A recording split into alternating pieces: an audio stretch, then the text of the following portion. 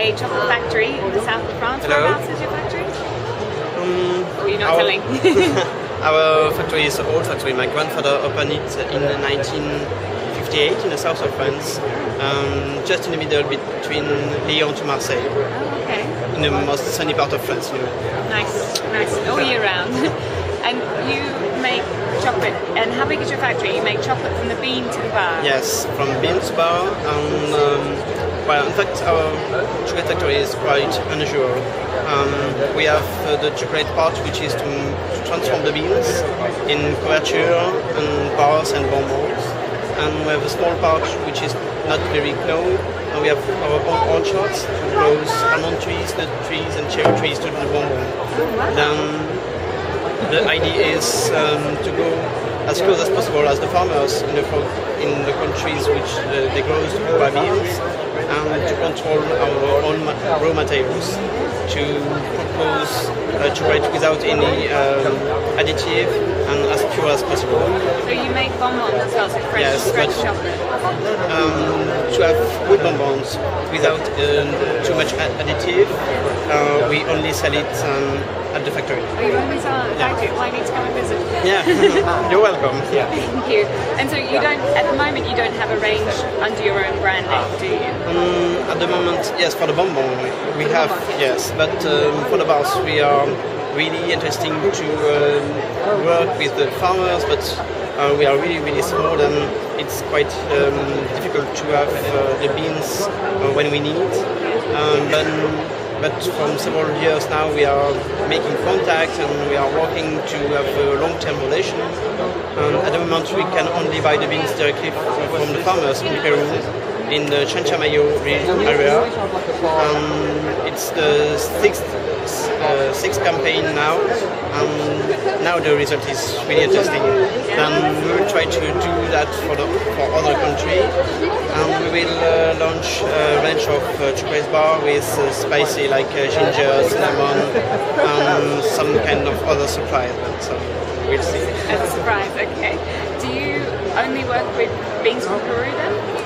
No, from Peru mainly, of course, because we are really close to there, and we are building a partnership with one small farm in Ecuador, in Esmeralda region area, and after that we buy the beans directly from farmers in Mexico and in Madagascar too.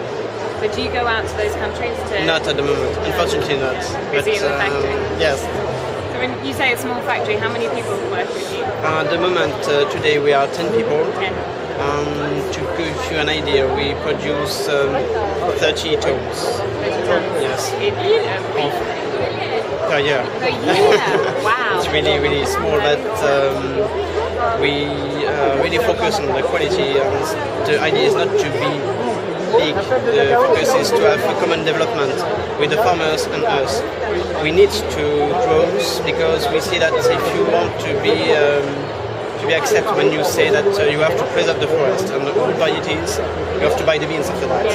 Then we need to buy more to have a real impact. Then we try to make some event like this, and by tasting our chocolate and explaining our philosophy, and then we hope that it will go for us and for the farmers. Yeah, so that's fantastic. So the whole ethos of your company is about making sure that you're doing something sustainable to where you're buying the beans, you can continue buying the beans. You know, there is two ideas which for us it's really interesting. The first idea is I won't have pleasure by eating chocolate if I know that someone is suffering by producing it.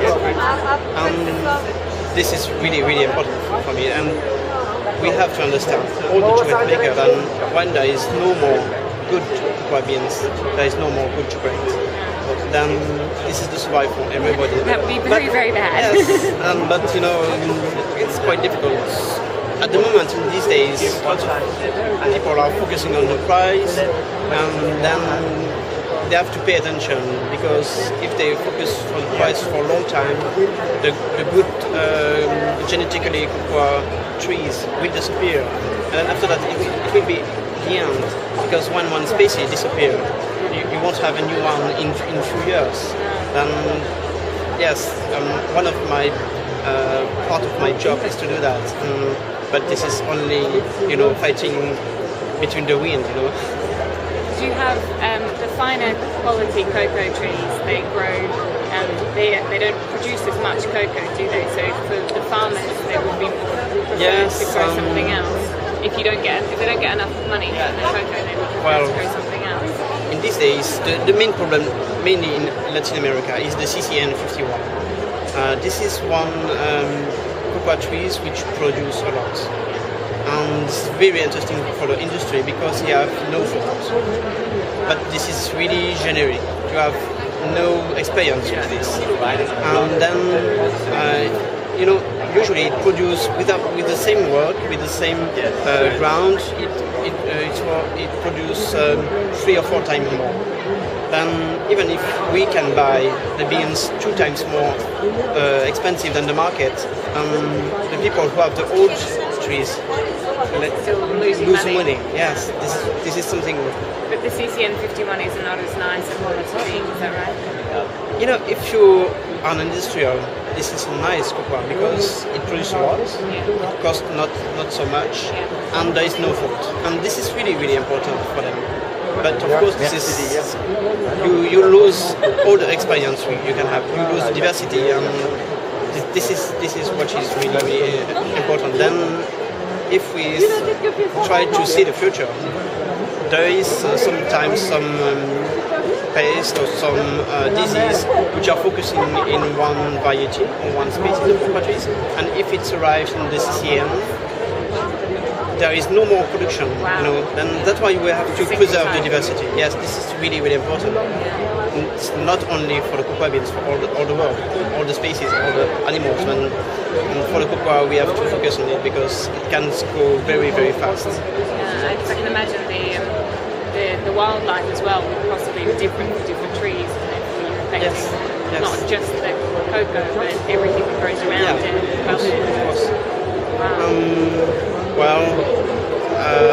Our idea is to explain people, even if you have old trees, by trying to improve your land, and you can rise the harvest, and you are not. Yes, maybe it won't be the same harvest than the CCN, but you can improve it. And then we try, when we are there for 3 or 4 weeks, we do taste and we do experimentation, and we try to explain our idea. Even if we are not God, we only give idea, and then they have to work on it and to improve. Wow. So you're not just making amazing bars for the bean, but you're actually helping the chocolatiers. Helping the farmers make the beans better. Yes.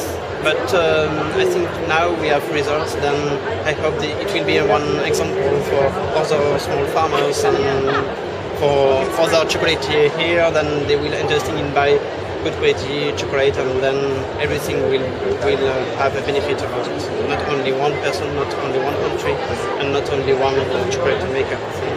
Thank you. I look forward to eating your new bars when you make them. It's very exciting. Thank you. Thank you.